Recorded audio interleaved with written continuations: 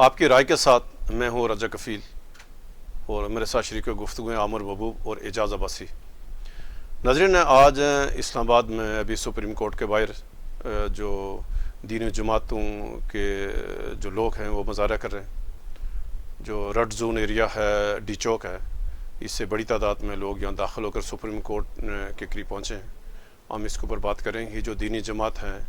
یہ آج اسلام آباد میں کیوں احتجاج کر رہی ہے، اور دوسرا جو سب سے اہم جو مسئلہ اس وقت آزاد کشمیر میں کہ وزیر اعظم چودھری انور الحق صاحب کی جو حکومت ہے، انہوں نے لوکل گورنمنٹ ترمیمی آرڈیننس ایک جاری کیا، اور اس ترمیمی آرڈیننس کے تحت جو بلدیاتی جو ادارے ہیں ان کے سربراہان جنہوں نے 30 جولائی تک یعنی بجٹ اس نے منظور نہیں کیا، ان کو پابند کیا گیا کہ اب وہ 2/3 اکثریت ثابت کریں گے، یعنی ان کو یعنی حکومت کی طرف سے ان کو فارغ کر دیا گیا ہے، اور ابھی انہوں نے ثابت کر رہے ہیں کہ کیا ان عہدوں پر ان کو برقرار رکھنے کا حق ہے یا نہیں۔ ہم ان دو موضوعات پہ بات کرتے ہیں، لیکن آغاز کرتے ہیں کہ اس وقت جو اسلام آباد میں احتجاج ہو رہا ہے سپریم کورٹ کے باہر ڈی چوک میں، عباس صاحب یہ کیا آج کیوں پھر احتجاج ہو رہا ہے اور یہ کون لوگ ہیں مظاہرہ کرنے والے؟ بہت شکریہ کفیل صاحب۔ یہ بنیادی طور پر وہ پچھلے کوئی 2-4 مہینے پہلے جو سپریم کورٹ میں ایک فیصلہ ہوا تھا، ایک قادیانی کو ضمانت دی گئی تھی، یہ اس ایشو پر یہ مظاہرہ ہو رہا ہے، اور آج کافی بڑی تعداد میں، حالانکہ اس کے اوپر سپریم کورٹ وضاحت بھی کر چکی تھی، اور لیکن تفصیلی فیصلے میں جب تفصیلی فیصلہ سامنے آیا ہے تو اس میں پھر مذہبی حلقوں کی طرف سے کوئی اعتراضات کیے گئے ہیں، اور ان کے مطالبے پر پھر ایک اور سپریم کورٹ کا بینچ بنا ہوا ہے جو اس پر بھی میرے خیال میں اس فیصلے پر بھی کوئی چیز کو نظر ثانی کرے گا سارا۔ لیکن وہ آج مشتعل ہو کر لوگ اکٹھے ہو گئے اور وہاں ڈی چوک میں انہوں نے مظاہرہ کیا، اور پھر رکاوٹیں توڑ کر آگے بڑھے تو ان پر شیلنگ اور آنسو گیس اس طرح، اور اسلام آباد کے ڈی سی صاحب کو موقف یہ ہے کہ چونکہ ان لوگوں نے پیش کی اجازت نہیں لی لہٰذا ان کو، لیکن رکاوٹیں ہٹا کر وہ آگے بڑھ گئے ہیں، اور سپریم کورٹ کے قریب اطلاع یہ ہے کہ ریڈ زون میں داخل ہوئے ہیں اور سپریم کورٹ کے قریب لوگ جا رہے ہیں، اور صورتحال اسلام آباد کی خلاف ہے، اور یہ بنیادی طور پر وہ ایک مذہبی مسئلہ ہے جس میں قادیانی کے حوالے سے سپریم کورٹ میں اور چیف جسٹس صاحب کی قیادت میں ایک فیصلہ سامنے آیا تھا، اور ویسے مذہبی حلقوں کو تھوڑا سا ظاہر ہے وہ اس پر بالکل ان کے جذبات تو یقیناً ان کی سوچ کے تحت مشتعل ہوئے ہوں گے، لیکن میرے خیال میں ان کو اس طرح توڑ پھوڑ کرنا احتجاج کرنے کے بجائے جب سپریم کورٹ وضاحت کر چکے، چیف جسٹس اس کی وضاحت یعنی کر چکے، رجسٹرار کی طرف سے وضاحت آ گئی کہ اس فیصلے میں یعنی جو مطلب تاثر لیا جا رہا ہے بالکل غلط ہے، اس کے باوجود پھر اس کا کیا جواز بنتا ہے؟ وہ کفیل صاحب سپریم کورٹ کی وضاحت کے بعد تو صورتحال کول ڈاؤن ہو گئی تھی، لیکن سپریم کورٹ کو جب تفصیلی فیصلہ سامنے آیا تو اس میں مذہبی حلقوں نے دوبارہ سے کچھ چیزیں کی نشاندہی کی ہے کہ یہ جو فکرے ہیں اور یہ جو وضاحت ہے اس سے یہ کافی نہیں ہے۔ اور کون سے مذہبی حلقے؟ دینی جماعتیں ہیں، اس میں جے یو آئی بھی شامل ہے، اس میں یہ تحریک لبیک والے شامل ہیں، تحریک لبیک شامل ہیں۔ یہ اجتماع یہ کسی ایک پارٹی کا کوئی سیاسی ہو سکتا ہے، رنگ تو سیاسی دیا گیا ہو، لیکن کسی ایک پارٹی کا مسئلہ نہیں ہے، یہ سارے مذہبی حلقوں کا موقف یہ ہے۔ حالانکہ جماعت اسلامی جس کو ہم بہت زیادہ ہے اس طرح کی مذہبی جماعت نہیں سمجھتے، وہ سیاسی مذہبی جماعت شمار ہوتی ہے، ان کے امیر نے بھی اس فیصلے پہ اعتراض کیا اور ان کچھ فکروں پر انہوں نے اعتراض کیا ہوا ہے سارا۔ تو میرے خیال میں احتجاج کرنے کے بجائے یہ بڑی سیاسی جو مذہبی پارٹیاں ہیں ان کی قیادت سامنے آئے اور مل بیٹھ کر سپریم کورٹ کو انہیں تحریری طور پر نشاندہی کرنی چاہیے، اور ہماری اسلامی نظریاتی کونسل کو بھی ظاہر ہے اس پر نوٹس لینا چاہیے، اور ان کو بھی تحریری ایک تجویز بھجوانی چاہیے سپریم کورٹ میں کہ ہمارے ملکی آئین میں ظاہر ہے وہ قادیانیت کے حوالے سے جو فیصلے ہوئے تھے 74 کے ایکٹ میں، 73 کے اس آئین میں، تو اس کے بعد 74 میں قادیانی کو غیر مسلم بھی قرار دیا گیا تھا، اور اس کی روشنی میں جو چیزیں ہیں ان کو تجویز تحریر دینی چاہیے، اور سپریم کورٹ میں کو آئینی اور قانونی دائرے کے اندر رہتے ہوئے ان چیزوں کو کنسیڈر کرنا چاہیے تاکہ ملک میں یہ مذہبی بالخصوص جو ہے کہ اشتعال پھیل رہا ہے آہستہ آہستہ، یہ ایک حد سے آگے نہ جائے ورنہ صورتحال خراب ہو سکتی ہے۔ اچھا عمر صاحب، یہ جو بدقسمتی ہے پاکستان کی کہ ہر چند سال بعد یعنی کبھی کوئی توہین قرآن کی آڑ میں، کبھی کوئی توہین رسالت کی آڑ میں، یعنی حالانکہ پاکستان اسلام کے نام پر بنا اور یعنی 99% پاکستان مسلمان رہتے ہیں، اس کے باوجود پوری دنیا میں جب بھی کوئی اس طرح کا چھوٹا سا واقعہ ہو تو پاکستان کے لوگ باہر آتے ہیں، اور جس طرح کے ساتھ پھر اس کے حال میں لوگوں کی جو نقصانات کیے جاتے ہیں، گاڑیاں جلائی جاتی ہیں اور وہاں کا قانون ہاتھ میں لیا جاتا ہے، یہ ایک بار پھر آج اسلام آباد پہ مطلب یلغار ہے ریڈ زون میں، یہ کیوں آئے اس طرح کے معاملات؟ ویسے آپ کو یاد ہوگا کہ ایک انگریز مصنف نے کہا تھا تحقیق کرنے کے بعد کہ یہ جو پاکستان کے یہ جو مسلمان ہیں یا اوورال یہ مسلمان ہیں، انہیں اسلام سے زیادہ جو ہے نا اپنے پرافٹ سے لگا ہوا ہے، اور جب بات جو ہے وہ یعنی اپنے نبی سے، اپنے رسول سے، حضور پاک صلی اللہ علیہ وسلم کے اوپر بات ہے یا کوئی ایسی بات ہے ان کی نبوت کے بعد کی کوئی بات، کوئی ایسا دعوے دار آئے تو پھر ان کا کنٹرول جو ہے وہ کسی کے پاس بھی نہیں رہتا. تو یہ رائے صاحب ایک بہت ہی حساس معاملہ ہے. میرا یہ خیال ہے کہ سپریم کورٹ کو بھی اس کے اوپر نوٹس لے لینا چاہیے تھا، دیکھ لینا چاہیے تھا. اور دوسری یہ بات ہے، پاکستان کا جو آئین ہے وہ مذہبی آزادیوں کی اجازت دیتا ہے. اس کی آڑ میں یہ جو قادیانیت کی جو ایکٹیویٹی ہوتی ہے وہ ہوتی ہے. اور کیونکہ وہ کہتے ہیں، اب یہ دیکھیں نا، اگر قادیانی یہ کہیں کہ ہم قادیانی ہیں اور ہم جو ہے یہ کرتے ہیں تو پھر شاید کسی کو اعتراض والی بات نہیں ہے. لیکن جب وہ مطلب خود کو مسلمان کلیم کر کے کرتے ہیں تو پھر اس طرح کا جو ہے وہ پھیلتا ہے. لیکن رائے صاحب ایک تو اس کا یہ پہلو ہے، سپریم کورٹ کی غلطی ہے نہیں ہے یہ کوئی آئینی ماہر بتائے گا، عدالت بار بار وضاحت کر چکی ہے. میں یہ بتا رہا ہوں، ایک تو یہ اس کا پہلو ہے. دوسری یہ بات بات ہے رجسٹرڈ وضاحت کر رہا ہے کہ یہ فیصلہ مذہبی لوگوں کو، مذہبی رہنماؤں اور روحانی پیشواؤں اور یہ جو علماء کرام کے ساتھ مشائخ اعظام ہیں، اس کے اوپر اسلامی نجاتی کونسل کے اوپر اور خود حکومت کو انیشیٹ لے کے اس کے اوپر جو ہے وہ بڑا سنجیدہ سے بات کر لینی چاہیے تھی. اب جب 4 دن پہلے جنرل آرمی چیف نے خطاب کیا اور وزیر اعظم پاکستان نے خطاب کیا ملک بھر کے علماء سے، تو میرا یہ خیال ہے کہ اس دن اس میٹر کو بڑا ہی حل ہو جانا چاہیے تھا، وہاں اس کے بعد پھر ڈائریکشن اور اس کے اوپر جو ہے وہ طے ہو جانی چاہیے تھی. لیکن میں سمجھتا ہوں کہ کیونکہ بعض چیزیں جو ہوتی ہے نا، وہ کہتے ہیں نا، عشق و آزادی بہار زیست کا سامان ہے، عشق میری زندگی، آزادی میرا ایمان ہے، عشق پر فدا کر دوں میں ساری زندگی لیکن آزادی پہ میرا عشق بھی قربان ہے. تو یہ جو مذہب کے اوپر جو ہے لوگوں کی اور رائے ہے، اس کے اوپر وہ ہر طرح کی قربانی دینے کے لیے تیار ہیں. لیکن یہ جو ہمارے حکمران ہیں انہیں جو ہے وہ اپنی سیاست بہت عزیز ہے. اس دن بھی آپ یہ دیکھیں کہ سیاست 9 مئی عمران خان اس طرح کی باتیں کر کے سارے فریقین نکل گئے. اب میرا مشورہ یا میں یہ کہہ سکتا ہوں، ایک تو یہ بات ہے خدشہ ہے، وہ نہیں ہوتی سازشی تھیوریاں. سازشی تھیوریاں رائے سب کافی عرصے پہلے سے. اب اس دن ہم بیٹھے ہوئے تھے DHA میں کسی دوست کے پاس، تو اس نے کہا جی آپ کو پتہ ہے اسلام آباد میں کیا ہونے والا؟ میں کہا میں نہیں پتہ کیوں ہونے والا ہے. کہنا جی وہ ایسے ہوگا، علماء اکرام پہلے آ جائیں گے، اس کے بعد اس کے پیچھے تحریک انصاف والے آ جائیں گے، اس کے پیچھے جماعت اسلامی والے آ جائیں گے، اس کے پیچھے KPK سے اور وہ اسٹوڈنٹ آ جائیں گے، اس کے بعد جناب والا وہ بلوچستان والے بھی نکل آئیں گے. آخر پہ جو ہے وہ چاروں صوبائی دارالحکومت میں بیٹھ جائیں گے اور اس وقت تک نہیں اٹھیں گے جب تک صدر، وزیر اعظم، چیف جسٹس صاحبان، سارے ججز اور یہ وہ پھر پاکستان میں انقلاب آ جائے گا. میں کہ یار وہ کوئی نظر تو نہیں آ رہا ہے انقلاب، ہم نے نہیں دیکھا اسلام آباد میں انقلاب. تو وہ کہتا ہے جی نہیں یہ پلان ہے، یعنی بنگلہ دیش، یہ بنگلہ دیش کے بعد بنگلہ دیش کے بعد لوگوں کو مسئلہ صحیح ہو رہی ہے. تو وہ جس طرح وہ ہمارے مذہبی جماعتوں کے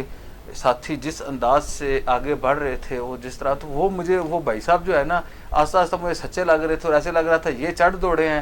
پتہ نہیں PTI والے چڑھ پڑے ہیں یا نہیں چلے، جماعت اسلامی والے چل پڑے ہیں نہیں چلے، اسٹوڈنٹ آ رہے ہیں یا نہیں آ رہے، بلوچ نیشنلسٹوں کا، وہ خواتین کا، مارنگ بلوچ، وہ مجھے ایسے لگ رہا تھا کہ شاید سارے چل پڑے ہیں. تو میں یہ کہہ رہا ہوں کہ یہ جو سازشی تھیوریاں ہوتی ہیں وہ بھی ہے، لیکن میں یہ سمجھتا ہوں کہ مذہبی بنیادوں کے اوپر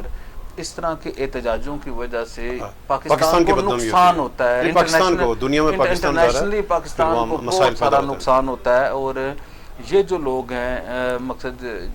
جن کا تعلق اسلام سے نہیں ہے، دیکھیں باقی عیسائیوں سے یہ پرابلم نہیں ہے. ویسے تو ہمارے یہاں بدقسمتی یا قادیانی تو چلو ان کے ساتھ تو ہے ہی ایشو ہے نا. اب کوئی اٹھتا ہے کبھی ان بیچاروں کی وہ جلا دیتا ہے، کیا کہتا ہے، پوری بستی جلا دیتا ہے کسی وجہ سے، کوئی بعد میں پتہ لگتا ہے کہ جی وہ بات ہی جھوٹی تھی. اسی طرح جناب والا کوئی اٹھتا ہے تو ادھر جو ہے وہ مائنارٹیز کا جو منسٹر ہے. میرا ایسا ورلڈ کپ دیکھنے گیا ہوا تھا سری لنکا میں اس وقت، تو میں نے دیکھا ادھر سری لنکا میں نا ہم ہلٹن میں ٹھہرے ہوئے تو کوئی وہ ٹی وی لگائے نا تو کوئی پاکستانی خبر ہی نہ آئے. پھر چینل بھی بدلیں، 20 30 40 50 چینل بدلیں، کوئی خبر نہ آئے. پھر اچانک ادھر اسلام آباد میں I8 میں اس وقت کے جو اقلیتوں کے وزیر تھے شہباز صاحب، انہیں قتل کر دیا گیا. اس کے بعد یقین کریں ہم نے پھر پاکستان کے علاوہ کوئی خبر نہیں دیکھی. اور دنیا ساری جو ہے وہ مذہب کے نقطۂ نظر سے اور مذہبی آزادیوں اور پاکستان میں جو مذہبی انتہا پسندی ہے اس نظر سے دنیا دیکھ رہی ہوتی ہے. اور یہ پاکستان کے لیے بڑی ہی افسوسناک اور ابھی ہم آتے ہیں کہ جو اس وقت حکومت آزاد کشمیر نے جو لوکل گورنمنٹ آرڈیننس ہے اس میں ترمیم کی، اور اس نئی ترمیم میں ایک شک رکھی گئی ہے کہ جو بلدیاتی ادارے یعنی ان کے سربراہان 30 جولائی تک اگر وہ بجٹ نہیں پاس کرا سکے، منظور نہیں کرا سکے، تو اب اس کے بعد انہوں نے یعنی 2/3 اکثریت ان کو ثابت کرنی پڑی، یعنی کہ ان کے اوپر حکومت نے آرڈیننس جاری کر کے. تو کیا آپ کی یعنی اس آرڈیننس کی کیا صورتحال ہے؟ پھر آپ کے پاس کیا اطلاعات ہیں کہ یہ جو حکمرانی اطاعت میں شامل سیاسی جماعت ہیں ان کا کیا رد عمل ہے؟ تو پھر یہ حکومت کو وجہ یعنی کیوں اس آرڈیننس کی ضرورت پیش آئی؟ کفیل صاحب، یہ میں نہیں، بہت سارے آئینی اور بہت سارے سیاسی حلقے، آئینی تو شاید نہیں ہوں گے اس لیے کہ حکومت کے پاس آرڈیننس جاری کرنے کا اختیار ہوتا ہے، لیکن بہت عجیب و غریب صورتحال ہے کہ اسمبلی کام کر رہی ہے، یہ آرڈیننس کی فیکٹری گئی ہوئی آزاد کشمیر میں انہوں نے، اور آرڈیننس بھی یہ آرڈیننس ایسا بھونڈا قسم کا انہوں نے جاری کیا ہے جس کی کوئی سر ہے نہ پیر نظر آتا ہے، جو ایکٹ کے خلاف ہے، یعنی جو بنیادی آئین کی روح کے خلاف ہے، اس کے ٹکرا ہے، کنٹراسٹ کرتا ہے سارا. اب یہاں تو مجھے حیرانگی ہوئی ہے کہ یہ آرڈیننس بھی جاری ہوا ہے. لطیف اکبر صاحب جو بہت ہی ان کا ایک بڑا زبردست سیاسی بیک گراؤنڈ ہے، بڑے جمہوری آدمی ہیں اور ان کی پارٹی نے جمہوریت کے بڑی قربانیاں دی ہیں، اور حیرانگی ہے کہ ان کے دستخطوں سے آرڈیننس جاری ہوا ہے جس میں لکھا ہوا ہے کہ جن بلدیاتی ایوانوں نے، چاہے وہ لوکل کانسل ہو، چاہے وہ ضلع کانسل ہو، چاہے وہ ٹاؤن کمیٹی ہو، چاہے میونسپل کارپوریشن ہو، میونسپل کمیٹی ہو، جنہوں نے بجٹ پاس نہیں کیا وہ سب فارغ ہو گئے. ان کے چیئرمین، وائس چیئرمین، منتخب ارکان سارے فارغ ہو گئے. اب حیرانگی کی بات یہ اب اس میں نہیں کفیل صاحب فارغ ہیں. اکثریت ثابت سے کیا مراد ہے؟ ایک بندے کو فارغ کر کے آپ کہتے ہیں کہ آپ اکثریت ثابت کریں تو اپنی سیٹ پر برقرار ہیں، ورنہ آپ یعنی اپنے آپ کو فارغ سمجھیں. اب حالت پوزیشن یہ ہے کہ مجھے تو اس میں سراسر بدنیتی نظر آتی ہے. دیکھیں نا، اس وقت بلدیاتی نمائندوں نے 27 تاریخ کی ڈیڈ لائن، 27 اگست کی احتجاج کی کال دے رکھی ہے، اور اس احتجاج کی کال کو جو آزاد کشمیر بھر میں لیڈ کر رہے ہیں وہ ضلع کونسل اس کے چیئرمین ہیں پنچ کے جاوید شریف صاحب. اب پنچ کے ضلع کونسل میں بجٹ پاس نہیں ہوا، کارپوریشن میں بجٹ پاس نہیں ہوا. حکومت کا ٹارگیٹ ایک تو وہ بندہ ہے سارا. اب دوسرا ٹارگیٹ کون سا ہے؟ کوٹلی میں نہ کارپوریشن بجٹ پاس کر سکی ہے، نہ ضلع کونسل پاس کر سکی ہے. اور آپ کو یاد ہوگا کہ وہاں پیپل پارٹی کے مفادات ہیں. پیپل پارٹی کے جو صدر ہیں چودھری یاسین صاحب، ان کے بیٹے کو چیئرمین ضلع کونسل وہ کسی وجہ سے نہیں بن پائے تھے، تو ان کے پاس ایک بہترین راستہ یہی تھا کہ اس چیئرمین کو فارغ کریں، اور نیا جب 2/3 اکثریت تو لے نہیں پائیں گے تو نئے انتخاب کے لیے سادہ اکثریت ہوگی تو ان کا کام نکل آئے گا. مظفر آباد کا ضلع کونسل کا جو چیئرمین ہے وہ بھی ایسے بنا، وہ امتیاز صاحب ہیں اور پی ٹی آئی کے ہیں، اور وہ آزاد کشمیر کے جو مظفر آباد کے جو حلقے ہیں ان میں سب سے زیادہ ضلع کونسل کی جو سیٹیں ہیں وہ کھاوڑے میں ہیں، جو لطیف اکبر صاحب کا حلقہ ہے. تو میرے خیال میں اس آڑ میں لطیف اکبر صاحب اس کو فارغ کر کے اپنے بندے کو بنوانا چاہ رہے ہیں، یا ان کے حلقے سے بے شک نہیں ہوگا لیکن بندہ ان کا ہی ہوگا کہیں نہ کہیں سارا. تو مجھے حیرانگی ہے، اب میرپور والوں نے پاس کر دیے تھے سارے، اور باقی جو ضلع ہیں کوئی اتنا زیادہ وہ ان میں میٹر نہیں کرتا. حیرانگی کی بات یہ ہے کہ اب بلدیاتی نمائندے یہ پوچھتے ہیں کہ ہمارے پاس پیسے تو ہے نہیں، بجٹ تو آپ دے نہیں رہے، ہم کس کا بجٹ بنائیں؟ کس کا بجٹ بنائیں؟ آزاد کشمیر گورنمنٹ نے 2 بار 44 کروڑ روپیہ دیا، 88 کروڑ روپیہ ابھی تک بلدیاتی ان کے پاس پہنچا، اور میرے حال میں 20 کروڑ روپے کی کوئی اور بجٹ گرانٹ کا اعلان کیا جو ابھی تک انہوں ملا نہیں ہے. 12 کروڑ شاید سم تھنگ اتنا سا. 3 ارب 20 کروڑ روپے کا جو بجٹ ہے بلدیاتی اس اداروں کا، وہ سارا کا سارا جو ہماری بلدیاتی وزارت ہے اس نے اپنے ماتحت رکھا ہوا ہے، اس کا بجٹ حکومت پیش کر چکی ہے. وہاں سے ادھر پیسے دے نہیں رہے،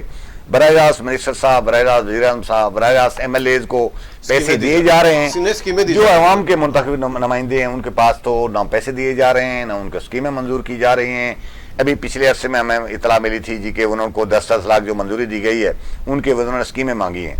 تو اوپر سے آپ آرڈر جاری کر رہے ہیں، اور آرڈر بھی 31 جولائی کی ڈیڈ لائن دیا، اور یہ آرڈیننس پاس کرتے ہیں 15 دنوں بعد. 15 دن کہتے ہیں جی پچھلی 15 دن پرانا یہ آرڈیننس نافذ ہوگا. گویا کہ جن لوگوں نے بجٹ پاس نہیں کیا وہ سارے کے سارے فارغ ہو گئے ہیں. اب اس میں اندر دیکھیں نا، پہلے آرڈیننس میں انہوں نے کہا تھا جی کہ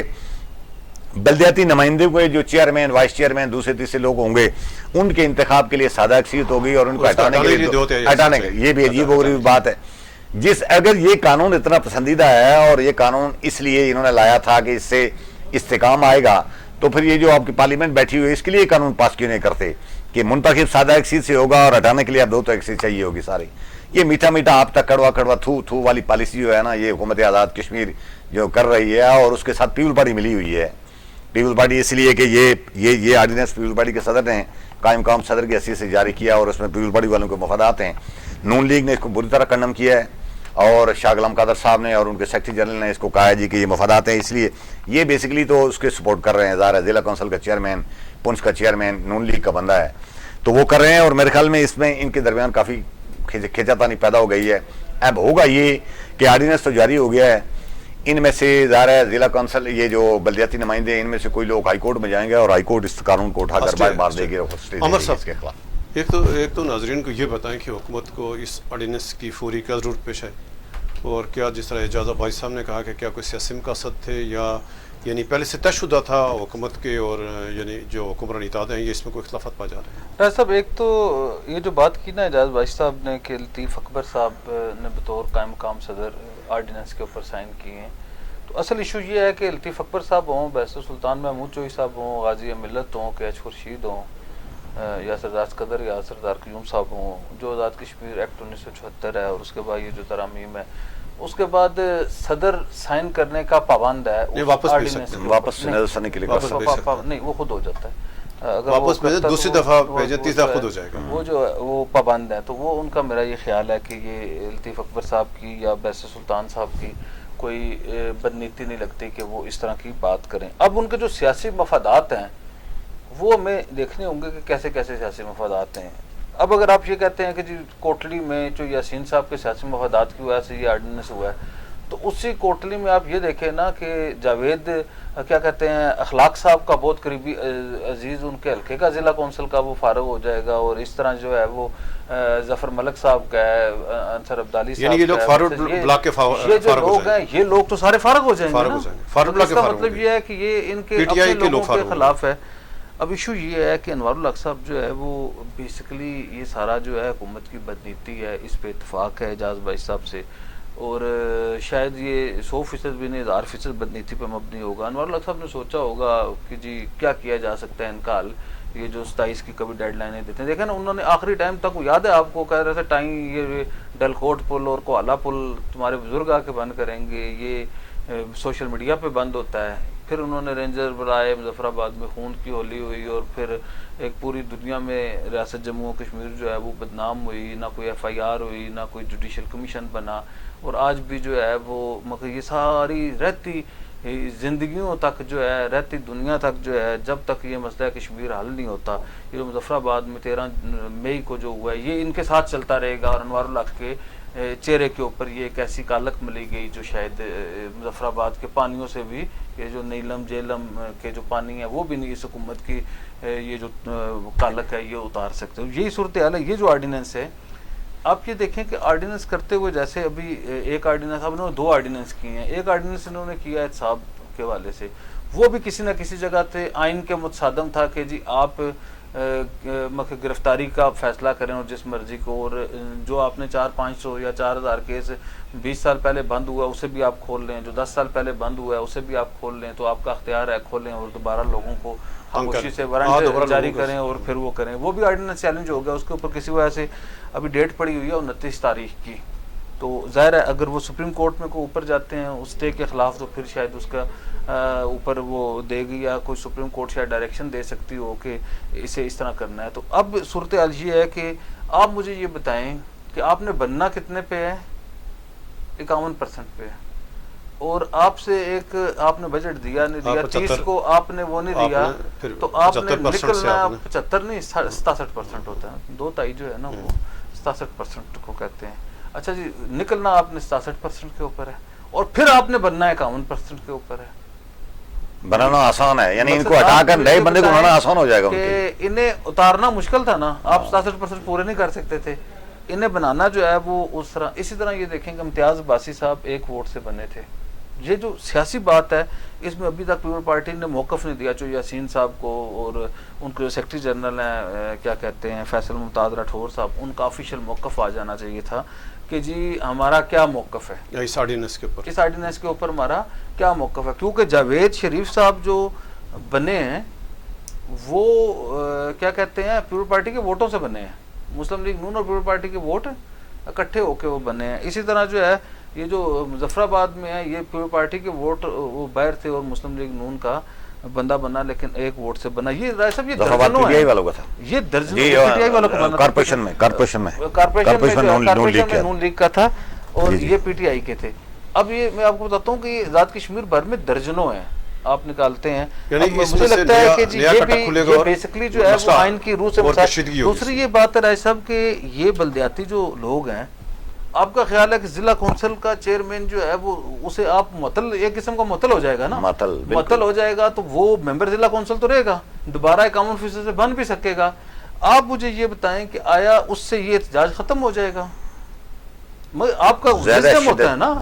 آپ نے جو ہے وہ کسی کو اگر آپ مجھے کہیں تشریف لے کے چلے جائیں باہر عامر صاحب اسٹوڈیو سے تو میں یہ مائک اتاروں گا, اعجاز بھائی صاحب مائک اتاریں گے تو چلے جائیں گے. اور اگر آپ اس کے لیے مجھے نکالنے کے لیے ادھر پولیس بلا لیں یا اپنے سیکورٹی گارڈز بلا لیں تو پھر ظاہر ہے جس نفرت کے ساتھ ہم جائیں گے تو وہ بھی اس کا رد عمل ہوگا. یہ جو آزاد کشمیر کی موجودہ حکومت ہے انہیں چیزیں ہینڈل کرنے کا طریقہ کار نہیں پتہ. ایک تو یہ بات ہے کہ وہ بدقسمتی سے وزیر اعظم اور وہ جو سینئر وزیر ہیں وہ ایک حلقے سے ہیں, ممبر سے ہیں, برنالے سے ہیں. ان کا مزاج ہے کہ ہر کام جو ہے وہ ٹیڑھی انگلی کر کے نکالنا, پولیس یہ وہ سارا کچھ. تو انہوں نے یہ آئینی جو ہے وہ بے ایمانی کے مرتکب, آزاد کشمیر حکومت آئینی بے ایمانی کی مرتکب ہوئی. اور میرا یہ خیال ہے کہ اگر یہ کورٹ میں گئے تو یہ سنجیدہ معاملہ ہے نا, یہ شاید اس طرح احتساب والا معاملہ نہیں ہے کہ اس کے اوپر جو ہے وہ اگر عدالت اس کے اوپر بھی اگر اکتوبر کی چھٹیوں کی تک وہ ڈیٹ ڈالتی ہے تو شاید اس سے آزاد کشمیر کے ہو تو یا تو یہ بات ہے کہ اسے کچھ کرنا پڑے گا. لیکن میرا یہ خیال ہے کہ اس سے احتجاج میں شدت آئے گی اور آزاد کشمیر حکومت کو اس میں کامیابی بھی حاصل نہیں ہوگی. پاکستان پیپل پارٹی کے ساتھ پاکستان جو آزاد کشمیر کے جو فارورڈ بلاک ہے ان کو اور حکومت کو اس بات کی وضاحت دے دینی چاہیے. اور آزاد کشمیر کے جو وزراء ہیں, آپ یہ دیکھیں نا شدید جو کل سے جس وقت سے اس آرڈیننس کی خبر آئی ہے, آپ یقین کریں مسلم لیگ نون تو ساری مخالف ہے, پیپل پارٹی والے پارشلی مخالف ہیں, جس جگہ پہ ان کا مفاد ہے وہ چپ ہیں, جس جگہ پہ ان کا نہیں ہوگا تو ایسی کی تیسی ہے. اور سب سے زیادہ جس طرح میں نے یہ بات کی ہے کہ جی آیا چودھری اخلاق صاحب چیئرمین ضلع کونسل کوٹلی کو فارغ کرانے کے بعد ان کے ساتھ ہوں گے,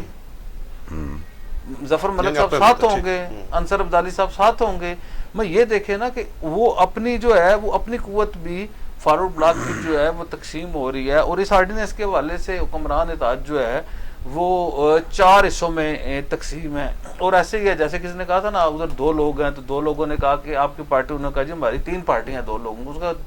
بندے 2 ہیں, پارٹیاں 3 کیسے ہیں, اس کا ایک ان کی پارٹی ہے, ایک ان کی پارٹی, ایک ہماری مشترکہ پارٹی ہے. اس طرح یہ 3 گروپ ہیں,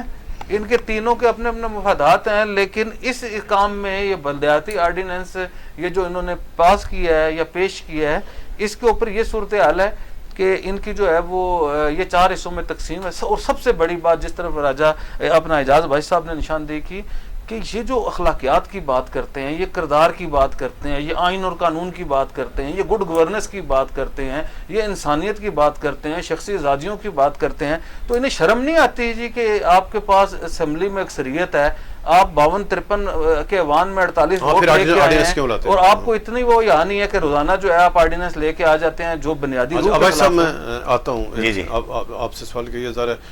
آزاد کشمیر میں تقریباً 30 سال بعد بلدیاتی الیکشن ہوئے اور گراس روٹ لیول پر یہ سارا کریڈٹ سردار تنویر یاس خان اور سردار قیوم نیازی خان کو جاتا ہے کہ انہوں نے تمام تر دباؤ کے باوجود بلدیاتی الیکشن کرائے اور جو یہ طویل عرصہ سے یہ جو مطلب سیاست میں جمود تھا توڑا انہوں نے. تو بجائے حکومت کے ان کو مینڈیٹ, ان کو اختیارات دیتے, مالی اختیار دیتے, آئینی اختیارات دیتی, تو اس کو جا کر آئے روز نئے تجربے کرنے سے تو پھر اس سے پھر کہاں سے پھر یہ جو بنیادی جمہوریت ہے اس کا کیا سوال ہو. کفیل صاحب ہمیں ایک بات بالکل نہیں بولنی چاہیے کہ اس وقت جو اس اسمبلی میں لوگ بیٹھے ہوئے ہیں, جس شخص کی نیت یہ تھی کہ اپنی پاور اوپر والی پاور ڈائیورٹ کر کے نچلی سطح پہ لے جائے وہ تنویر الیاس تھے. ان کو جیسے کیسے نکالا گیا, وہ اس اسمبلی سے باہر ہو گئے. اور اس اسمبلی میں اگر 100% نہیں تو 90% وہ لوگ ہیں جو بلدیاتی سسٹم کے دشمن ہیں, روایتی سیاست دشمن ہیں. نہیں دشمن. نون لیگ بار بار دھمکی دے رہی تھی کہ آزاد کشمیر میں یہ تنویر الیاس الیکشن کروا رہا ہے تو کوئی ایک بندہ اگر قتل ہو گیا, مارا گیا تو FIR ہم کٹوائیں گے اس وزیر اعظم کے خلاف. اچھا, پنجاب سے یا پاکستان سے جو رینجرز جو مختلف سیکورٹی فورسز انہوں نے اپنی مدد کے لیے طلب کرنے دی, سازش کر کے انہوں نے وہاں سے رکوائیں, نہیں آنے دی. تنویر الیاس صاحب نے آزاد کشمیر کی اپنی فورس کے ذریعے 3 مرحلوں میں الیکشن کروا کر ایک ایسا ناممکن کام کر دیکھا جس کے بارے میں ہمارے جیسے لوگوں کا بھی ذہن بن گیا تھا کہ یہ اپنی اولادوں کو پروجیکٹ کرنے کے لیے اب کم از کم یہ سسٹم بحال نہیں ہوگا، لیکن اس 30 سالوں بعد انہوں نے کر دیا۔ اب الیکشن تو ہو گئے، تنویر الیاس صاحب رہے چاہیے تو یہ تھا کہ ان کو جانے سے پہلے قانون سازی کرتے، امپاور کرتے، فنڈز ٹرانسفر کرتے۔ آزاد کشمیر کو وزارت بلدیات کی میں سمجھتا ہوں کوئی ضرورت نہیں ہے، جب آپ نے بلدیاتی سارا سسٹم بحال کر دیا ہے تو وہ اس کو ایک سرپرستی کے نظر رکھتے، لیکن سارا بجٹ اس کے پاس پھنسا کر وہ چلے گئے اور وہ قانون سازی نہیں کر سکے۔ اب جو موجودہ لاٹ بیٹھی ہوئی ہے یہ بالکل صحیح ہے کہ میں نے بھی تجزیہ کیا، عمر صاحب نے بھی کیا ہے کہ کچھ مفادات ان کے ہیں اپنے کہ اس کو پورا کرنا چاہتے ہیں، بنیادی طور پر یہ سارے سسٹم کے خلاف ہیں، اسی لیے نہ تو ان کو فنڈز دے رہے ہیں، نہ ان کے لیے آئین سازی کر رہے ہیں، نہ ان کے لیے ان کو امپاور کر رہے ہیں۔ یعنی اس وقت آپ یہ سمجھیں کہ یہ جو 2 بار ایک گرانٹ کی شکل میں پیسے دیے ہیں آزاد کشمیر کی حکومت نے، انوار الحق نے، اس سے سارے سسٹم کو چلو تھوڑا بہت کام وغیرہ کرنے کے لیے، بنیادی طور پر تو ان لوگوں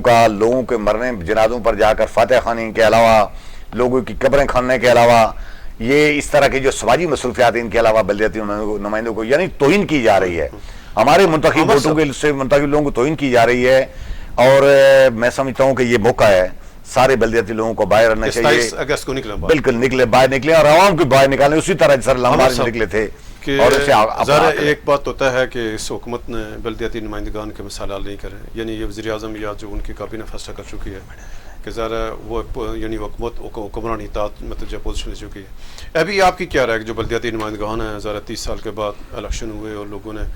مطلب مقامی سطح پر اپنے جو نمائندے جو منتخب کیے، کیا کرنا چاہیے ان کو کہ حکومت تاکہ مسائل بھی ہوں اور معاملات حل بھی ہو جائیں؟ ایسا ایک تو یہ بات ہے، اجاز بھائی صاحب بات کر رہے تھے تنویر الیاس صاحب کی، انہوں نے الیکشن کرائے، ان کے الیکشن کرانے کا جو ایک بڑا فائدہ ہوا ہے